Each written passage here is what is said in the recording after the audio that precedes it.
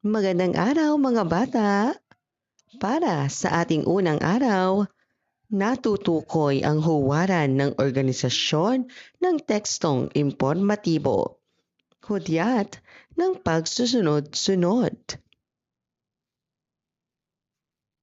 Basahin natin.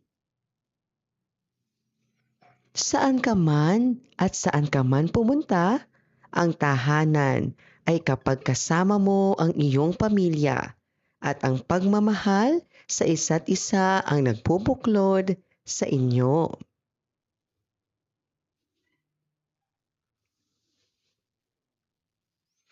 Naranasan mo na ba na lumipat ng inyong tahanan? Ano ang iyong naging pakiramdam? Para sa iyo, ano ang kahulugan ng tahanan? Basahin natin. Tahana, tahanan. Isang araw, may ibinalita sa akin si nanay. Ang sabi niya, "Anak, tayo ay maglilipat bahay. Mas malaki, mas maganda, mas magara, mas makulay. Ganyan daw ang bagong tirahang sa amin ay naghihintay." Wow! Ako ay lubhang na sorpresa at nagalak. Napatalon pa nga ako sa tuwa at pumalakpak. Naisip ko, ito'y isang nakakasabik na kabanata para sa akin at sa aming malaking pamilya.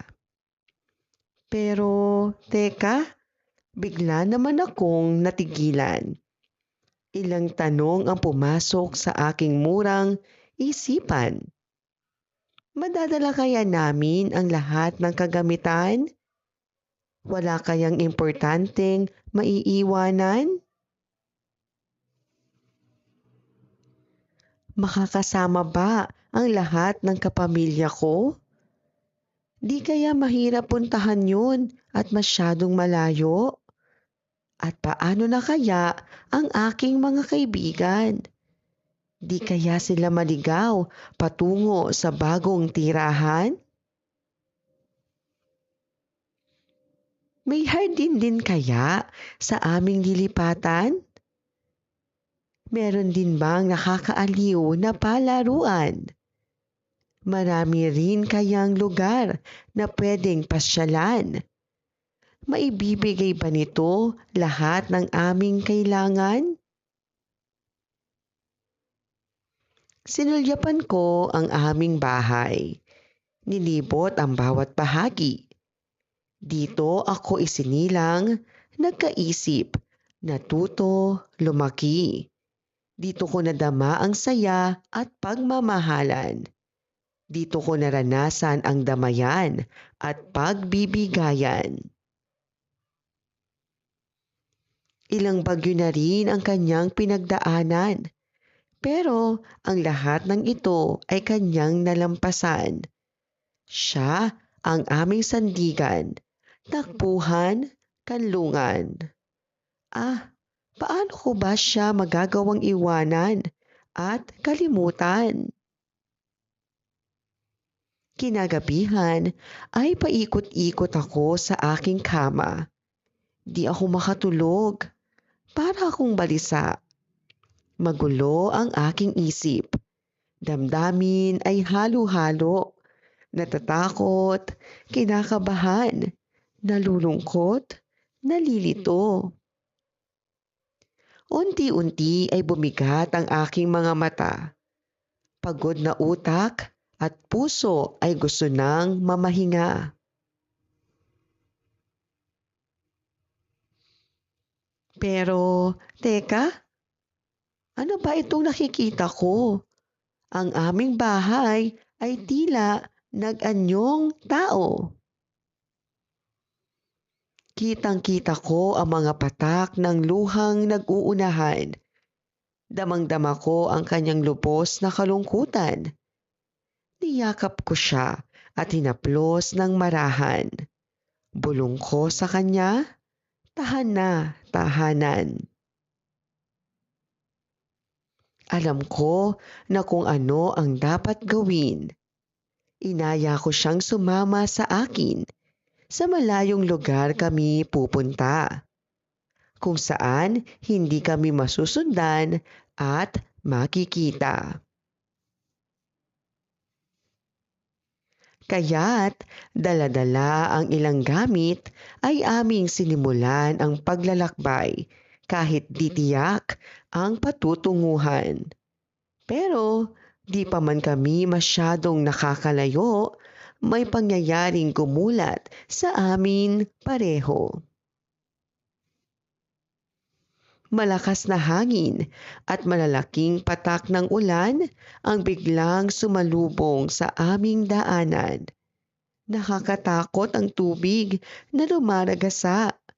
Kami ay inanod, pati na ang aming pag-asa. Napapikit na lamang ako sa sobrang pangamba. Hinigpitan ko ang paghawak sa tahanang sinisinta. Pakiramdam ko ay mabilis na umikot ang buong mundo. Pero pagbukas ng aking mata, nasa kama pa rin pala ako. Di ko na napigilan ang aking mga luha sa pagtulo. Nilapitan naman ako ni nanay at masuyong niyakap ako. Ang sabi ni nanay, "Shh! Tahan na, aking bunso. Normal lang naman na matakot ka sa pagbabago. Pero huwag kang mag-alala dahil pangako sa'yo, doon ay magiging mas masaya tayo. Tandaan mo na lagi kong hangad ang pinakamaganda para sa ikabubuti ng ating pamilya. Hindi mo na kailangang iwanan o kalimutan ang masasayang alaala nitong ating tahanan. Sa halip ay ipunin at baunin mo lahat ito bilang mahalagang bahagi ng buhay mo. Anak, lagi mo rin sanang tatandaan ang tunay na kahulugan ng tahanan. Hindi ito isang lugar o pisikal na konsepto. Ito ay nasa kaibuturan ng ating mga puso. Napangiti ako sa mga salita ni nanay. Mga gintong aral ito para sa ating buhay. Ang tahanan ay daladala natin saan man tayo mapunta. Basta't tunay ang ating pagmamahal sa isa't isa. Tungkol saan ang kwento? Ano ang naramdaman ng anak noong nalaman niya ang paglipat? Paano ipinaliwanag ng ina sa kanyang anak ang kanilang paglipat? Para sa iyo, ano ang kahulugan ng tahanan? Kulayan ng dilaw ang kahon kung ito ay ayon sa kaisipan mula sa binasang kwento. Dilipat ng tahanan ang buong pamilya. Ito ay kukulayan ng dilaw. Inisip ng bata kung madadala ba nila ang lahat ng kanilang kagamitan sa bagong bahay. Ito ay kukulayan ng dilaw.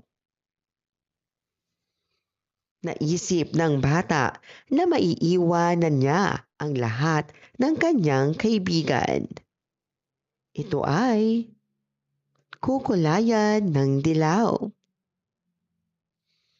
Nakaramdam ng lungkot ang bata dahil mahal niya ang lumang tahanan. Ito ay kukulayan ng dilaw. Sinabi ng kanyang ina na ang tunay na kahulugan ng tahanan ay ang pagmamahalan sa isa't isa. Ito ay kukulayan ng dilaw. Paano hinarap ng bata ang lungkot sa kanyang puso sa paglisan sa kanilang lumang tahanan? Ayusin ang pagkakasunod-sunod ng mga pangyayari sa kwento.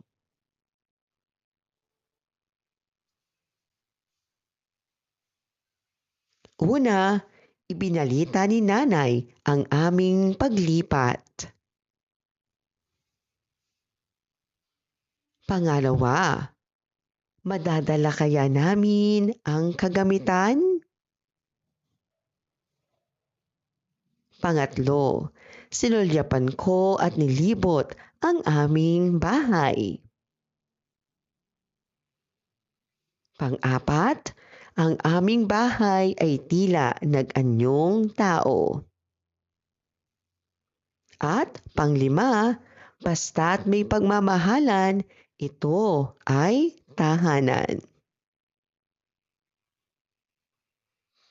Gawin natin. Gumuhit ng iyong gustong tahanan. Lagyan ito ng maikling paglalarawan.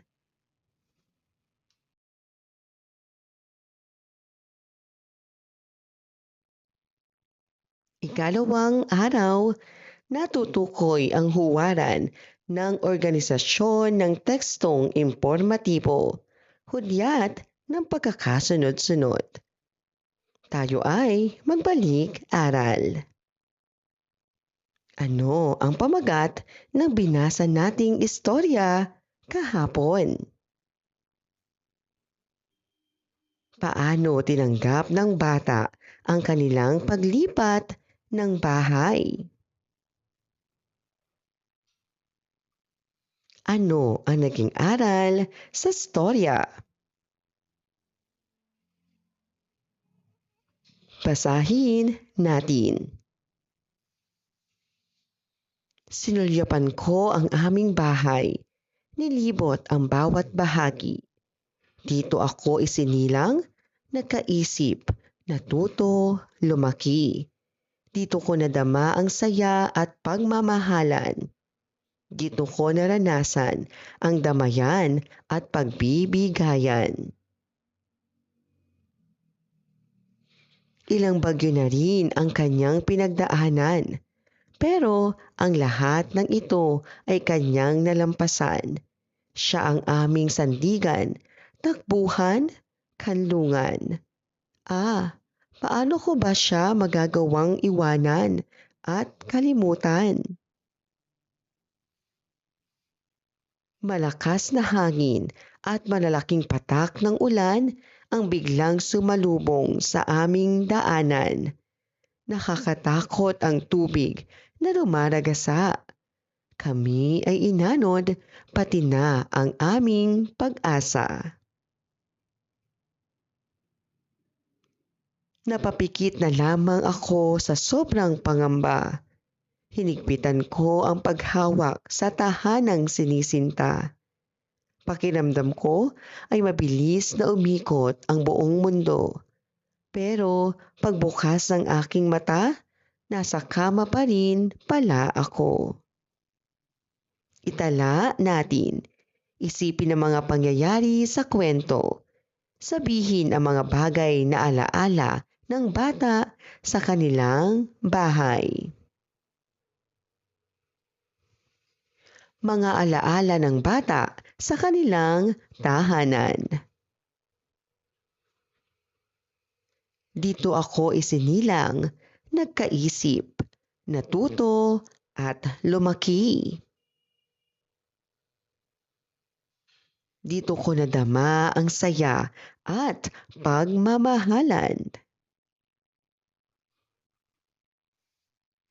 Dito ko naranasan ang damayan at pagbibigayan. Ilang bagyo na rin ang kanyang pinagdaanan. Itala natin. Mag-isip ng mga bagay na dapat nating nararanasan sa loob ng tahanan.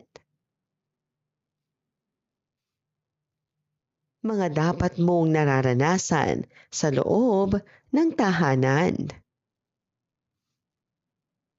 Sa tahanan, dapat ay may pagmamahalan. Sa tahanan, dapat ay may respeto sa isa't isa. Sa tahanan ay dapat ay ligtas ka. Sa tahanan, ikaw ay dapat nakakaramdam ng saya. Gawin natin. Gumuhit ng iyong magagandang karanasan sa inyong tahanan. Lagyan ito ng maikling paglalarawan.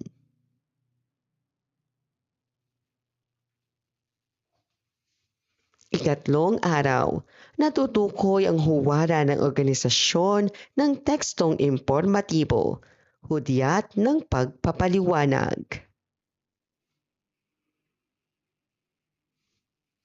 Ano ang nakikita ninyo sa mga larawan?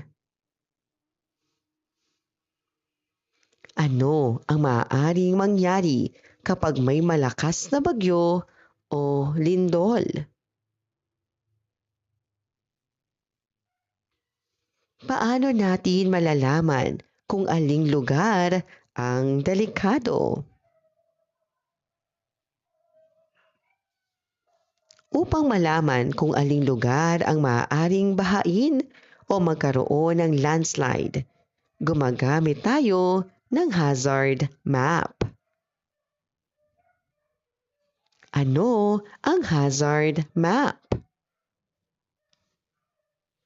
Ang hazard map ay isang mapa na nagpapakita kung aling mga lugar ang maaaring magkaroon ng baha at storm surge, lindol at pagguho ng lupa. Ito ay tumutulong upang maging handa ang mga tao sa sakuna. Hudyat ng pagpapaliwanag. Ang mga hudyat ng pagpapaliwanag ay mga salitang ginagamit upang ipaliwanag ang isang ideya. Mga halimbawa, dahil, sapagkat, kaya. Halimbawa, upang. Hanapin ang hudyat. Hanapin sa pangungusap ang hudyat ng pagpapaliwanag. Ang hazard map ay mahalaga dahil nakakatulong ito sa kaligtasan ng mga tao. Ang hudyat ng pagpapaliwanag ay dahil. Dapat nating alamin ang hazard map sapagkat ito ay tumutulong sa ating kaligtasan. Ang hudyat ng pagpapaliwanag ay sapagkat. Nag-aaral ang mga tao tungkol sa hazard map upang malaman nila ang mga ligtas na lugar. Ang hudyat ng pagpapaliwanag ay upang. Maraming lugar ang maaaring bahain, kaya kailangang maging handa ang mga tao. Ang hudyat ng pagpapaliwanag ay kaya. Paano makakatulong ang hazard map sa ating pamayanan? Ang hazard map ay isang tekstong impormatibo na nagpapakita ng mga lugar na maaaring magkaroon ng sakuna. Ang mga hudyat ng pagpapaliwanag ay tumutulong upang mas malinaw na maipaliwanag ang impormasyon. Gawin natin. Gumuhit ng isang simpleng hazard map ng inyong lugar.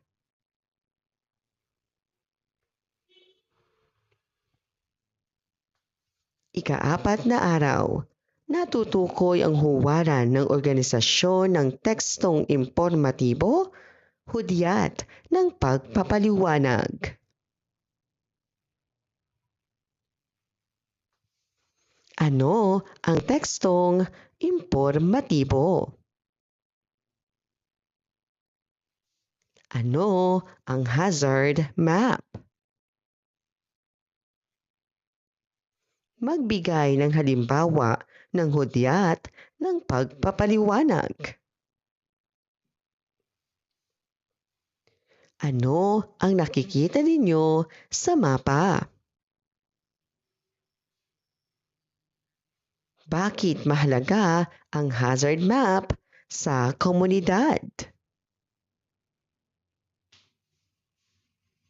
Paano nito matutulungan ang mga tao?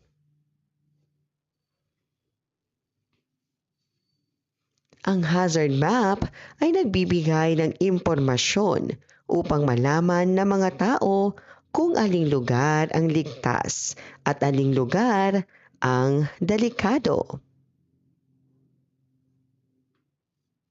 Hanapin ang hudyat. Hanapin sa pangungusap ang hudyat ng pagpapaliwanag. Ang hazard map ay mahalaga dahil nakakatulong ito sa kaligtasan. Ang hudyat ng pagpapaliwanag ay dahil dapat malaman ang hazard map sapagkat ito ay nagbibigay impormasyon. Ang hudyat ng pagpapaliwanag ay sapagkat ang mga tao ay naghahanda upang makaiwas sa sakuna. Ang hudyat ng pagpapaliwanag ay upang may mga lugar na delikado sa baha, kaya dapat mag-ingat. Ang hudyat ng pagpapaliwanag ay kaya. Gawin natin. Piliin ang tamang sagot. Ano ang ipinapakita ng hazard map?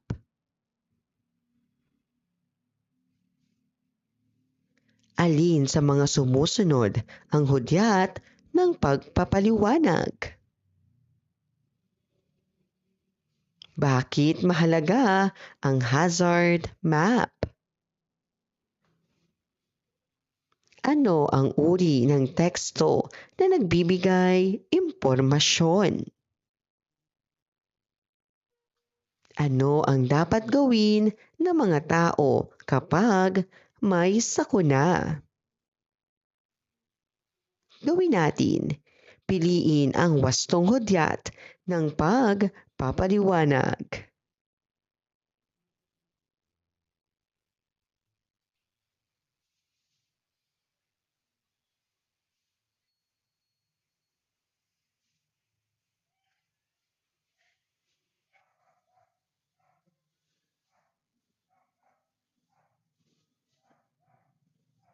Maraming salamat po sa inyong panonood at pakikinig. Hanggang sa muling pag-aaral ng asignaturang Filipino. Paalam!